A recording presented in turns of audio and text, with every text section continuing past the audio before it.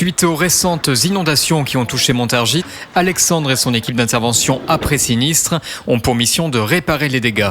Ex-caporal dans un escadron de combat blindé, blessé en opération en République centrafricaine, ce jeune homme de 25 ans s'est reconverti avec l'aide de Défense Mobilité. Après un stress post-traumatique, donc un SPT, si moi je pouvais donner des conseils aux autres blessés, je dirais ne faites pas l'erreur que j'ai faite, c'est que j'ai perdu du temps dans ma reconversion, dans ma remise sur pied et voilà, si j'avais accepté l'aide dès le départ, je pense que j'aurais mis moins de temps.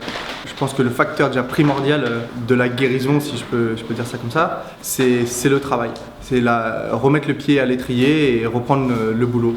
L'accompagnement de Défense Mobilité, ça s'est bien passé en général. Donc je voulais partir dans les cabinets d'expertise comptable pour faire gestionnaire de paye. Eux ont écouté le projet, ont regardé si c'était valable et viable. Et ensuite on a mis en place la reconversion. Pour moi, c'est particulier, c'est que j'ai eu une opportunité à 1 mois de rentrer en formation gestionnaire paye. Je l'ai saisi et du coup, j'ai changé complètement le fusil d'épaule. Cette opportunité de devenir encadrant de chantier, c'est Frédéric qui la lui a offerte. Pour intervenir rapidement dans des lieux sinistrés tout en rassurant les riverains, cet ancien officier aime pouvoir compter sur des militaires reconvertis. Le travail au quotidien avec un ancien militaire, déjà, c'est une opportunité. C'est des gens qui avaient fait un peu le don d'eux-mêmes.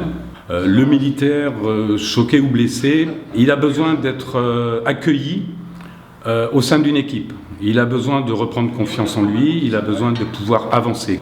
Il m'en a parlé, donc j'en ai parlé à l'équipe, non pas pour dire faites attention à Alexandre, mais pour attirer leur attention qu'Alexandre, il a peut-être besoin d'avoir un regard un peu plus bienveillant sur lui à certains moments. Voilà. Ses collègues sont unanimes, la blessure d'Alexandre n'influence pas leur quotidien. L'ambiance sur les chantiers est excellente et le jeune encadrant se distingue par son professionnalisme. J'ai même pas vu de différence sur la personne qu'il était. C'est quelqu'un de formidable. Il a fallu qu'on m'en parle pour savoir que c'est un ancien militaire qui avait été touché par les syndromes post-traumatiques. Ça n'a jamais joué en rien sur son humeur, sur sa sympathie, sur son ardeur au travail.